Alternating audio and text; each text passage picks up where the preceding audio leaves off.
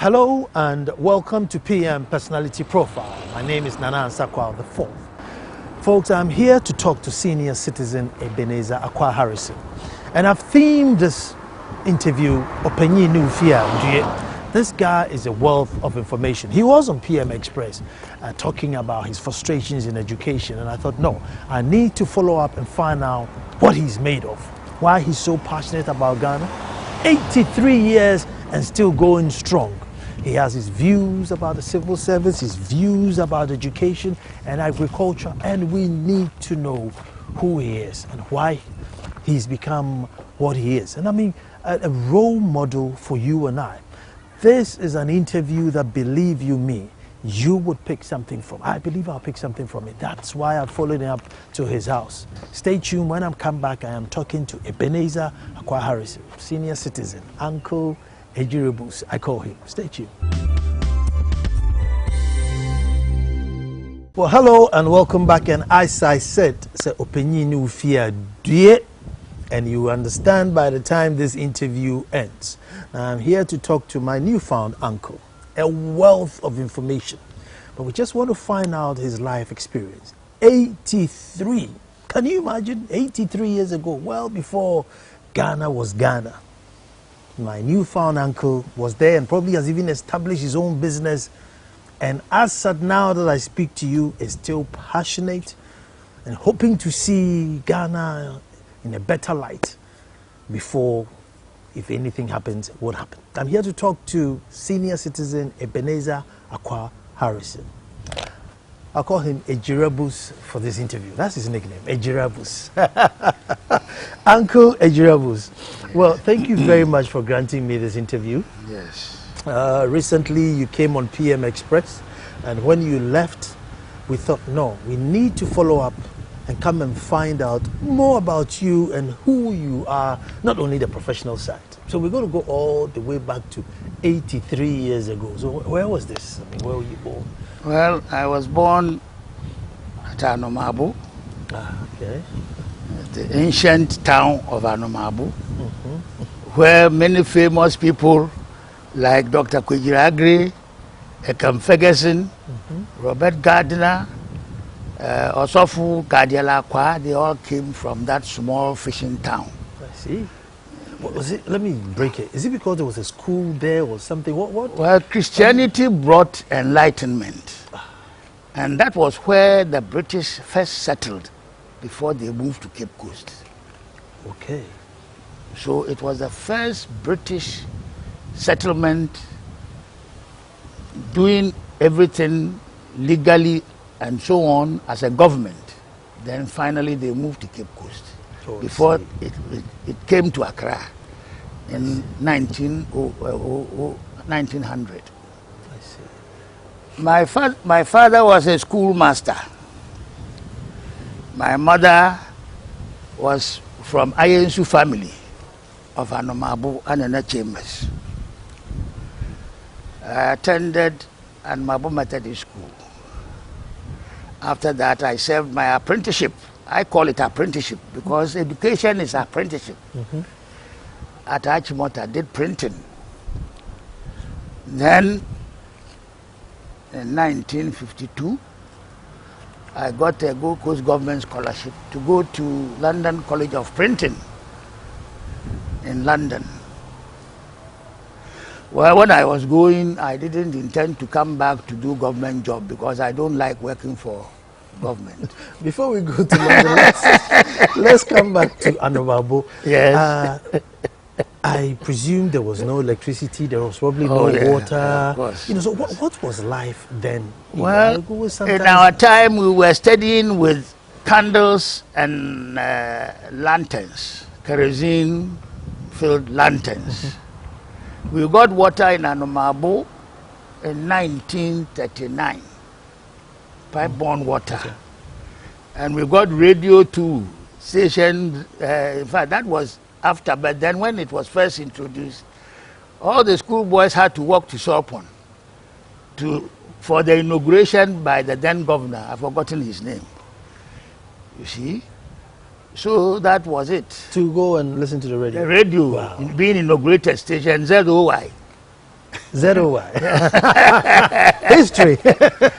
So that is it.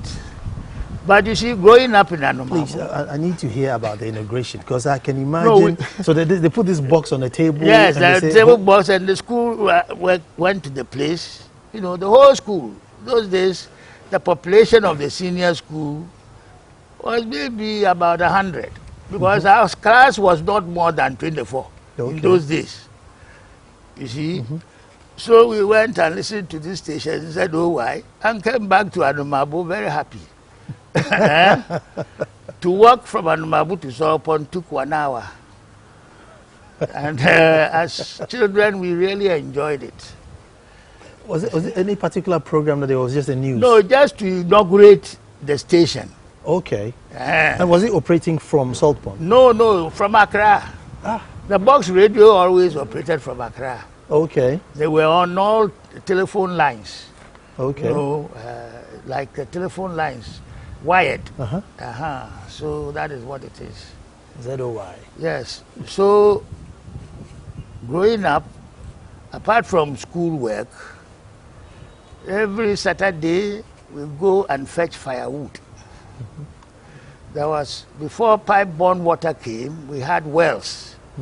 We had a place in the center of Adumabu. It was like a lake called Kakau. It was not very nice water. But most of the household collected rainwater, harvested rainwater. And that was what we used mainly. Okay. Then also, King Gate IV of Winneba did all his business in Anabu. At that time, there were ships which came to Anabu before 1910 when they stopped. So, as somebody with foresight, he built a retainer, something like a dam, so that it collected a lot of rainwater. We called it temperance. That is, you know, temperance is about no booze, drinking water. It is still there. And so when there is shortage of water, proper drinking water, it is temperance that all of us went to fetch good water. I see. It is still there. King Gate is reputed to have introduced this kaba business in Ghana, which has now gone beyond Ghanaian borders. I see. Yes, because he saw that in his travels, the white people were wearing gowns and so on. So he thought of thinking that, well, we don't wear gowns. So if you could design something like the kaba and the thing one, it would be suitable for Africa. So he introduced it. King Gate? Yes, the fourth of Winneba. His association with Winneba and Anabu was very strong. The result is that a lot of people from Anabu settled in Winneba. Yes. But at school, we did a lot of work, English, arithmetic, all the subjects. We were taught by one teacher, not a specialist teacher like today. And we were supposed to attend church service, Sunday school, and the rest of it. We did games and everything, Boy Scout, we did all that to give us training, you know. So church service, being a chorister, Sunday school, guild, you know, and all that was part of us. And the school... Was it fun then? I mean, did you enjoy it back then? Look forward to going to school, or it was a chore? Well, you see, our days, we were not money-minded like today.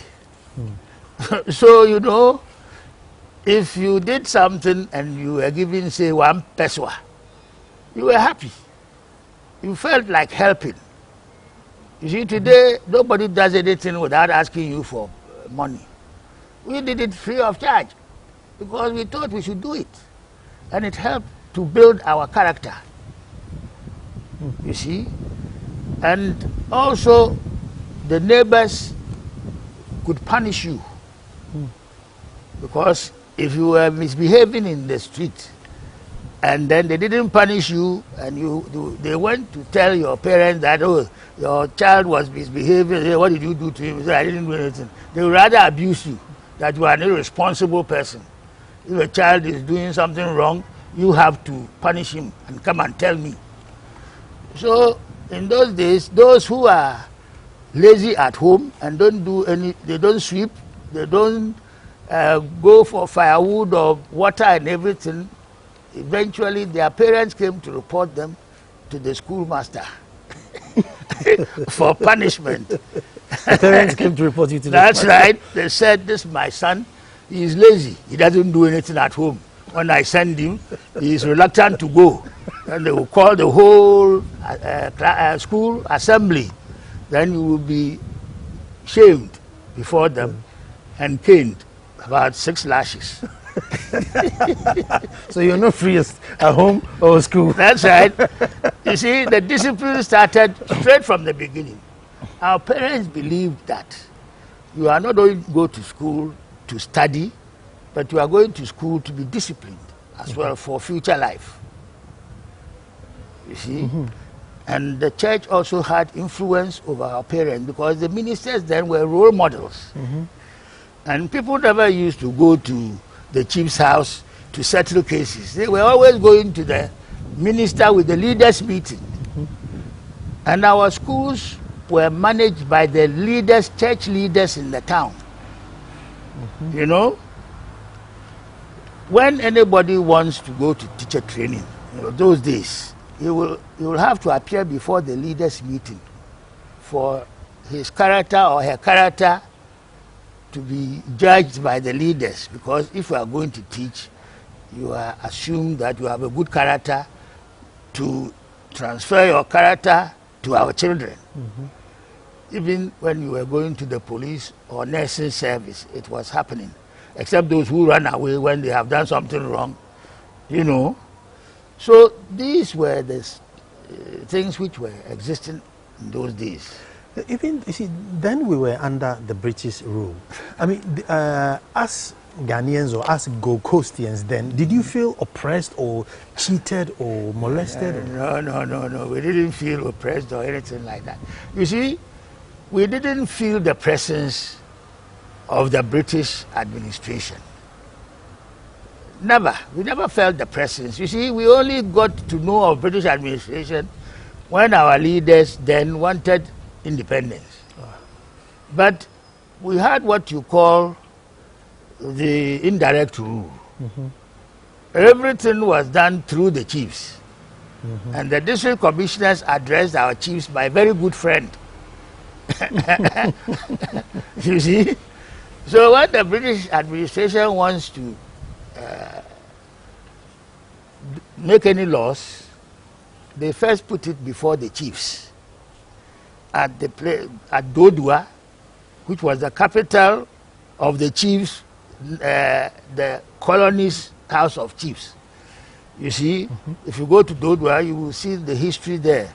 All the chiefs, the paramount chiefs, had some chalets there, and every now and then they met there, and the governor's proposal for changes of law and everything was put before them, and when they agreed, before it will be taken to the Legislative Assembly for the law to be enacted. You see? Yes. So the British ruled through our chiefs. So you didn't feel that direct No, there was no directing. You know, the missionaries were also doing the educational side. They established the schools and so on. Until independence, we didn't have government schools. The government schools were only about 6 throughout the country. Only about 6. Accra, Cape Coast, Kumasi, Chebi, Tamale, and a few governments' involvement in education was very minimal. Missionaries took over. The missionaries were spreading the gospel and spreading the education. And there was quality in it. And they were doing the discipline aspect of education too. Was your mom too educated? My mom could only read and write Fanti language, but she didn't sit in a classroom. And my relative said, tell me she was a very dynamic woman. Of course, yes.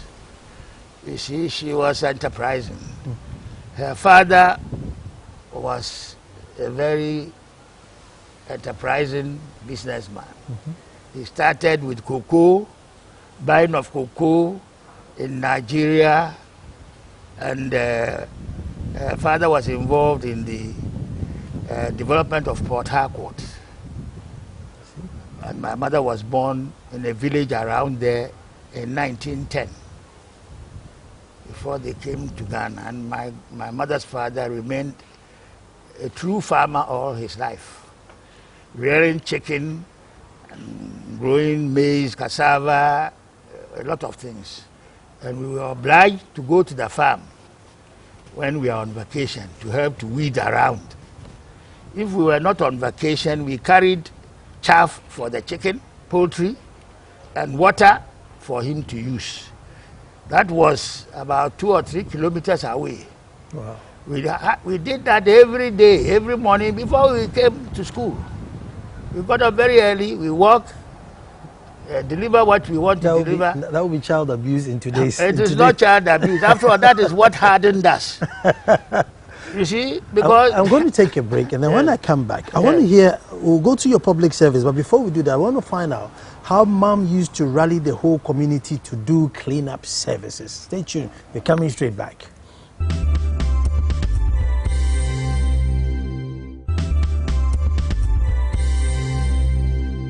Hello and welcome back. I told you that you see, wealth of information. How would you have known that in 1939 at Salt Pond, the box radio was inaugurated and the station was called ZOY? Well, my uncle told you. Uncle Ejirabus, Ebenezer Acquaah Harrison. A wealth of information. Uncle, it was your grandmother. Before the break, I said your mother, but it was your grandmother, and she used to rally people up to clean up in the absence of, government authority or whatever we call it. My father's mother was a fishmonger called Amasamampe. She was an entrepreneur. My father's father was a carpenter. Okay. My grandmother, the fishmonger, had about 30 canoes and nets. 30, and employed the fisher folks to fish for her to cure and sell.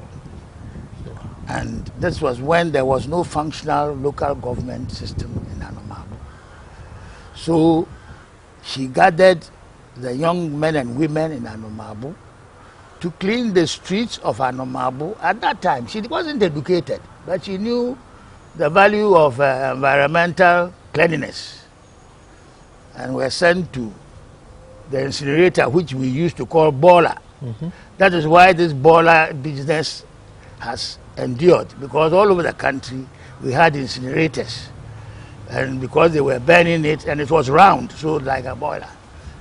Oh, so it comes from a boiler? Yes, boiler, boiler corrupted to be boiler. Garbage. Yes, garbage.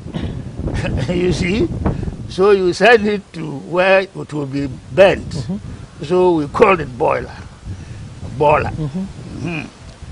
So she did that, and she used to take pennies from the traders, or a small piece of cloth, and anything that, plantain, cassava, palm kernel, all these things that she can get, and use it to pay the young men and women who kept Anabu town tidy.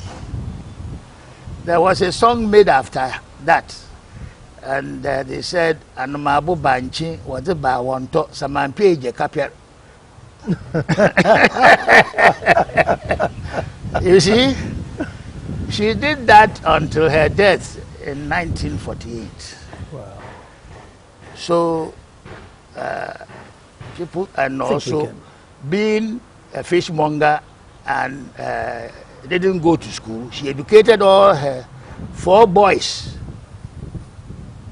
Some were bankers, some were school teachers, some were customs officers, because they believed in education as an asset and as a human development.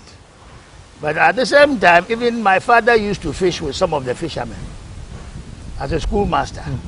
I see. He used to go to school. You see, the training in Anabu in those days was general. You don't say you are going to school, so you won't go to fish. There were people who finished as there were fishermen in places like Eja and Anabu and others. You see, my own classmate used to mend the fishing net with the fishermen. And they paid him so that he could pay his way through school. These were all there in those days. But we enjoyed doing it, you see, because it helped us to grow up and have experience. So let's come back to you. So after school in Anabu, you came to Achimota, yes, to serve my apprenticeship. As a printer. Yes. I served my apprenticeship as a printer and worked at the university library for just over a year. And I got this government scholarship to go to Britain in 1952 at the age of 20. Wow. Those days, those who go to England to do courses, most of them were 2-3 years older than me. But I was lucky. I went there very young. So by ship then? Yes, by Oriole. It took 14 days. We went from Accra through Freetown, Gambia, Las Palmas, and Liverpool. Wow. And from Liverpool, we took a train to London, Euston. You see, there we were given some orientation. What they do is that they will give you a map of the railway and the map of the bus and leave you to your own devices. If you want to go to some place, where do I want to go? You look at if it's railway, you look at the map.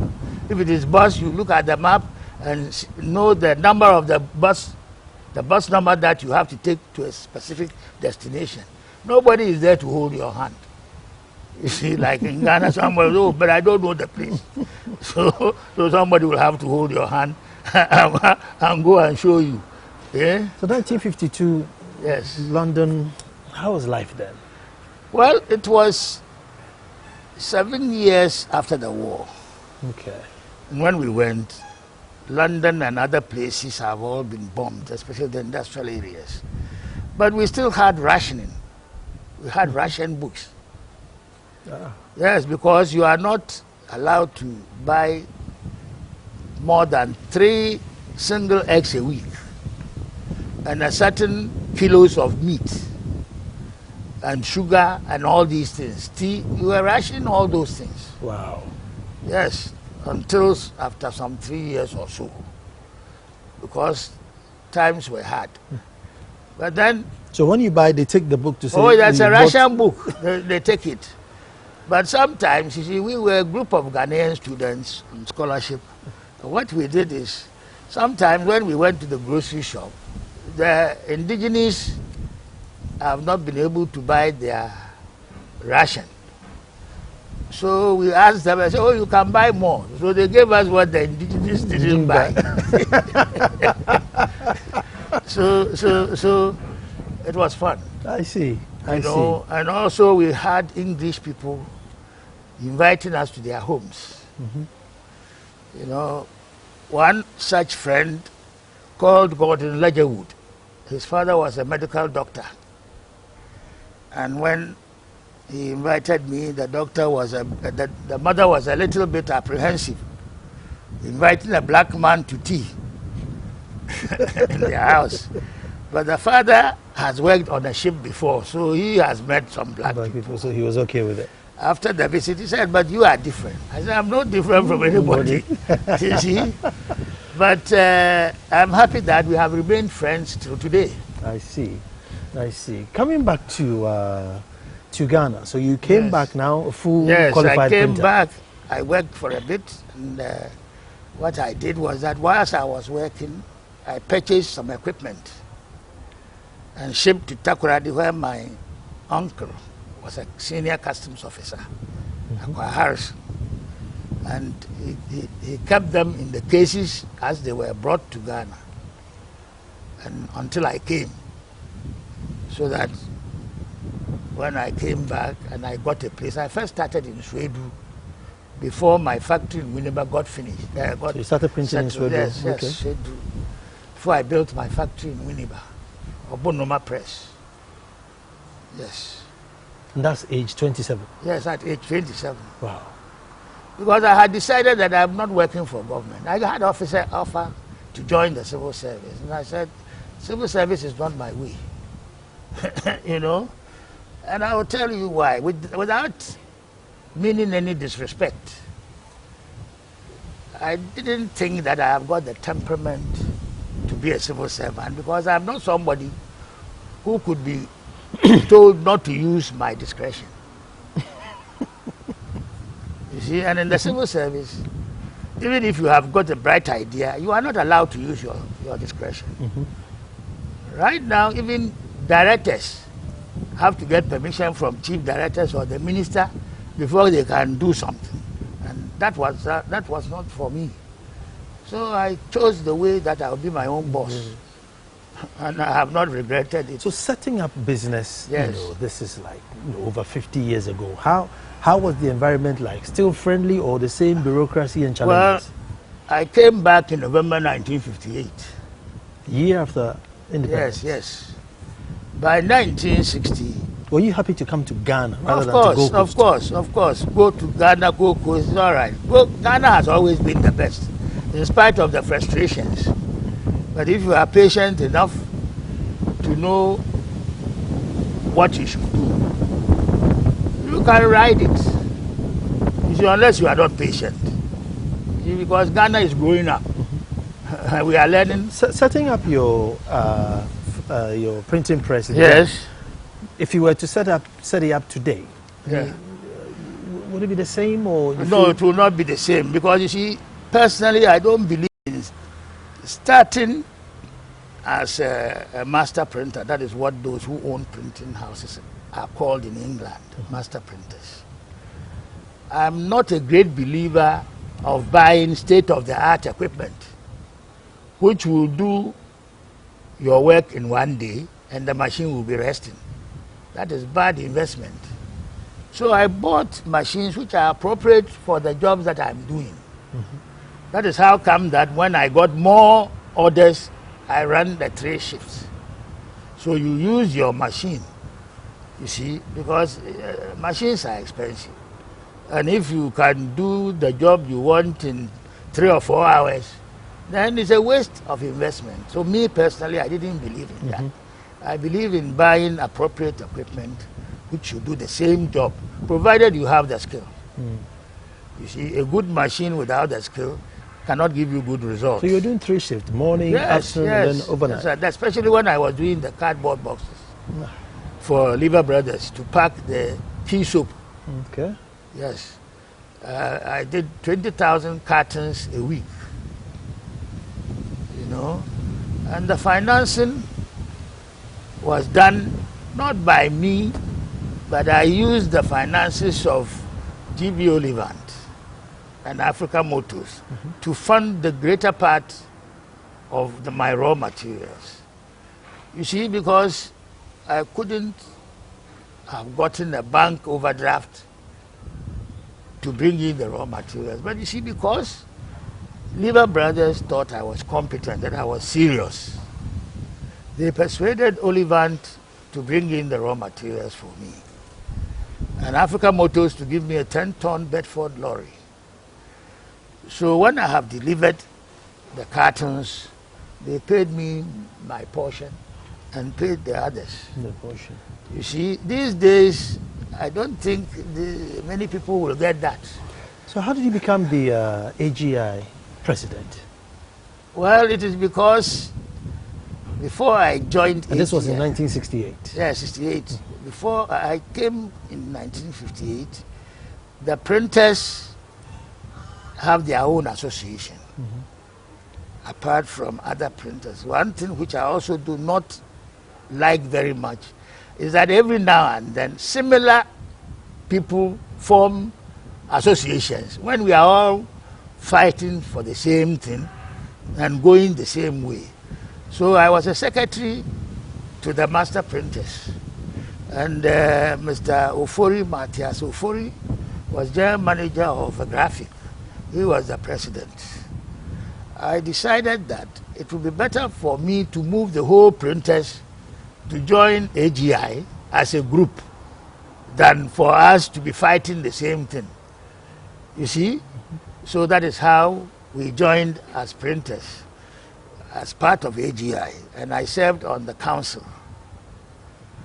And at that time, AGI, at the annual general meeting, they will elect 7 people to form the executives. And the 7 people will go out and choose one of their number and come to announce that this year, this is our president. So this was done in 1968. I got the least votes. There are people who got high votes. So I was announced president. But I did a lot of work. I see. For the first time, I visited all the members from Kumasi, Takoradi, Accra, Tema, without anybody supporting me financially. You see, and they were very happy. The problems with industry then in 68, yes. Is it, we are still having the same problems now in 2014? Yes. Is it not that? Well, the problems is that Ghanaians don't like cooperating. You see, that's our problem. We think that if we have a job, then I must try and monopolize the job. But I don't think that for you alone to be a rich man in the village is a nice feeling. You see, if you are a rich man, let other people too pull them up so that you will have a group of rich people who will help to develop the place. But in this country, like the printing industry, before you are aware, somebody has gone to undermine you and giving some money so that the next time, if you are not careful, you lose the job. That's why I chose to do cardboard boxes with a company like Lever Brothers, who will not take anything, will only rely on efficiency.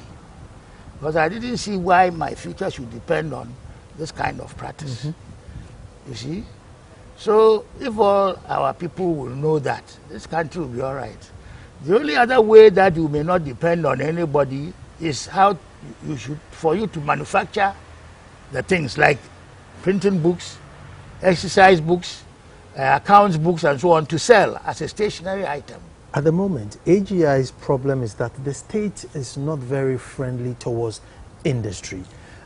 You know, we have all these policies and they keep crying that, look, the policies favor imports more than local production. In your days, was it the same, or at the time it was more favorable towards industry? Well, we had independence in 1957. Yeah. Trade was free because Ghana had some foreign reserves. In fact, the reserves at that time for Ghana was even better than Korea and West Germany. Yes, you see, but of course, like many other countries, we are too much in a hurry to develop the country and do many things. Unfortunately for us, our then leader, Osei was a nationalist and wanted to see all Africa free.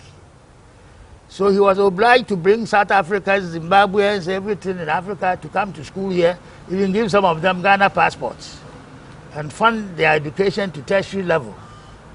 Even we gave Mali and Guinea loan when the French withdrew their support when they voted for independence. You see, so he was that type of person. But he didn't realize that this kind of thing cannot continue on a crop like cocoa. These things are done with industrial, people with industrial might. I'm quite sure that if at that time we had oil, he would have supplied them free. because that was in his character. You see? Get the whole continent. Yeah, that was in his character. And that was the thing of those days. You see? And that is what put him ahead of the other leaders. But of course, we should have looked at our size and our pocket to know that we cannot continue to do that. So by 1960, this country was broke in terms of foreign exchange. And that is when he went in for import substitution and created all the government enterprises. GIHOG, this, that, this and that. State Enterprises Commission. They created a lot of enterprises, you know, shipyard, this and that. But most of these things were borrowed money.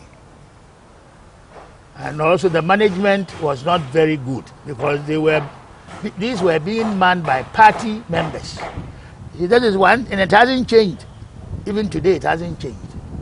You see, governments, when they put up something, like to give favorites, friends, and party people the responsibility of running something that they don't have any idea about.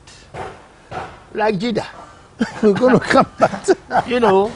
I'm going to take a break here, and then we're going to come back to it.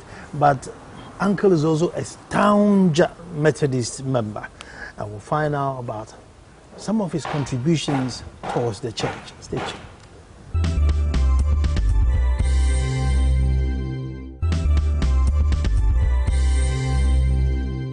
Well, hello and welcome back. Now, there are men, gallant men in this country who, because, and I always say that, because they are not affiliated to a political party, all their good works are not highlighted.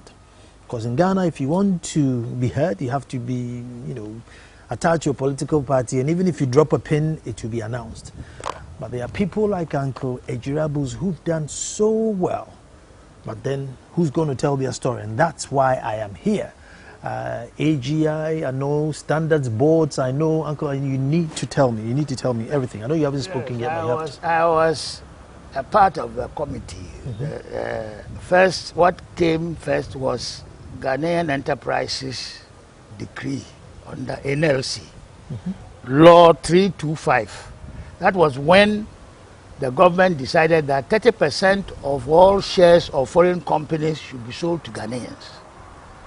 30% of all shares. That is how come that CFRO, UTC, and UAC and all sold shares to Ghanaians. That was the start. This was a champion then? No, it was NLC, but taken over by Buzia. Okay, of course. Then also I was involved in the setting up of Ghana Standards Authority with the late engineer Emmanuel Lati. I was also on the steering committee to set up a Accra Stock Exchange. Really? Yes, we were even promised that we will become the foundation members. I have the letter. But then, over the time, the people who took over forgot that we existed. Now, I'm the only one of the committee who is left. The rest have all passed away. You set up the stock exchange? Yes, I will show you the letter. As well as the Capital Investment Center. You see? And I was also on the immigration subcommittee. That was a powerful committee which recommended to government for those who sought Ghanaian citizenship. So, in fact, these are some of the things I did as a public service. Let's do standards boards a little bit, because we don't see a lot of standards in Ghana now. Everybody seems to have their own standard. Of course. Standard does not mean the standard authority will tell me that this is how you prepare abenkwai or groundnut soup.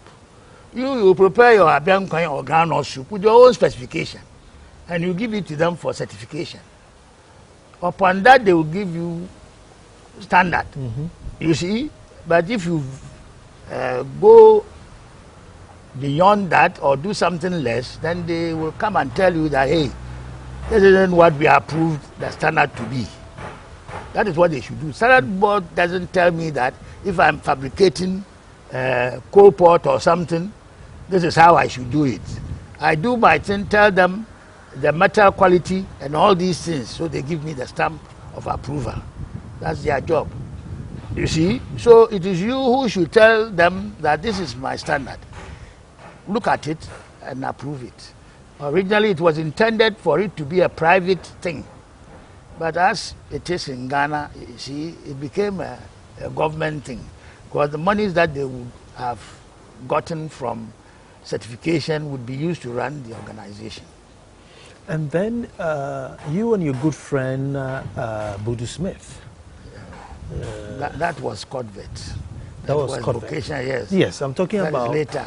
You know, writing about the vocational education. Well, we did that. Budu Smith and myself were contracted by JICA to write a report on how to implement technical vocational education in this country. And that happened because the Japanese wanted one from institution and another from industry. Because institutions and industry must go together. Mm-hmm. You see, you cannot set up a vocational or technical institute without aligning it to an industry. In Europe and America, the board of governors of these technical institutions are the practitioners, those who own the business. It's not like the chairman is Odukru from Kwesiminti, then another friend from here, a pastor from here. They don't know anything about it. Mm-hmm. So it is better that those, if you are a plumber, the plumber's head will come. If you are a mechanical engineer, they will come. If it is this, they will come. But for some reason, they've limited the membership to about 13, and then a representative of Attorney General, a representative of Ministry of Finance, a representative of that, and I don't see what they contribute to enriching the training of technical vocational people. If it's about the money, they can get reports because the board is enjoined to send reports. You see, they must have their own way of monitoring the thing. And then half of the committee members will be civil servants. And they don't make any contribution to anything. They just come and draw their allowances. And I like the idea that the JSS, the school students, were supposed to every Friday go to the artisans in the locality to learn. That idea was lost on the implementers. Mm-hmm. You see, here the civil service has tuned our minds to the fact that, since the government has proposed this, then the government must bring the equipment or the money to do it. You see, look how sometimes they don't even repair government things. They say it hasn't seen repair, we haven't got maintenance culture. We do have, but the mentality is that because it is government, when the thing breaks, government will bring vote. I don't see how a school will not charge students 5 cedis each a term to paint their walls or to repair things, but wait for the thing to become terribly bad before they ask government to bring money. That's the thing. When you go to some of these colleges of further education, I've got a report about that. They don't think about doing simple things for their own environmental use. Okay, let's move to the Methodist Church, because I know they educated you, you grew up in it, and you have served them to the point where you became a treasurer. Yes. Well, I was educated at the Methodist Church, and I haven't left the church. I think Methodist Church is a good institution, but like all human endeavors, they have a lot of challenges and problems. Mm-hmm. Corruption, patronage, and others. I became a circuit steward of Anabu Methodist Church in 1976. 1977, I was appointed secretary to the administration committee in Cape Coast, and for that reason, I came to Accra headquarters to attend administration meetings. And then in 1978, I was able to persuade the church hierarchy to improve their salaries, which was then nothing to write home about. Mm-hmm. A minister of 20 years standing was getting something like 200 cedis, when a civil servant was getting about 500, 600 cedis a month. And then those with degrees were not going to the circuits. They went to become chaplains in secondary schools and things like that. So I persuaded them that, look, to become Osofu, you have to go to Trinity to be ordained. So for me, if you have a degree, we have to give you about 2 or 3 incremental credits so that everybody will start afresh. That one was accepted.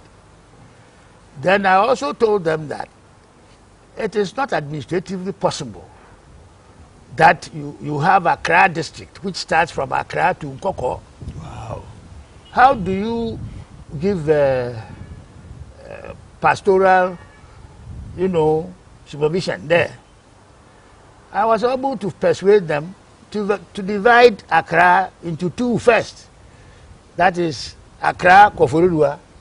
You see that the other one, Accra and Koforidua. Now they have added Tema to it. And then Kumasi was split between Brahafu and Ashanti. And then they split, Winneba split between Winneba and Odan. You see, then I suggested to them that I think the time has come that the chairman, which they now call Bishop, should be set aside to have proper supervisory role and pastoral care in the church. This was not done by any law. It was administratively done.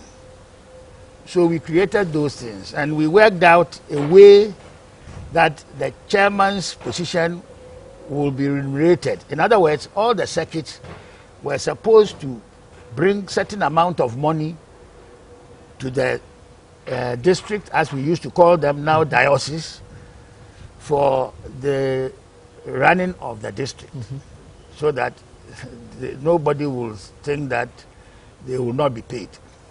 At first they resisted it, but when they realized that if you go on a pastoral visit, you get envelopes and eggs and yam and other things, they have begun to enjoy it, such that some church members, too, not knowing how these things were created, some members from Calvary, they sat down and said, oh, but before you become a district, there must be stages. The result has been the Methodist Church has about 14 bishops, which to me is ridiculous. You see, it's ridiculous. 14 bishops for what? So if a few districts can go around and say we want a chairman or bishop, you don't run an organization like certain things has to be done by administrative way. I don't think the Catholics have a way of upgrading somebody to become bishop. They do it administratively. I'm happy that the Presbyterian Church didn't follow that kind of thing. They still have their presiding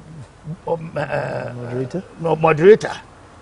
You see, but we will have got bishops, and I think they like the fancy dress that they wear. So,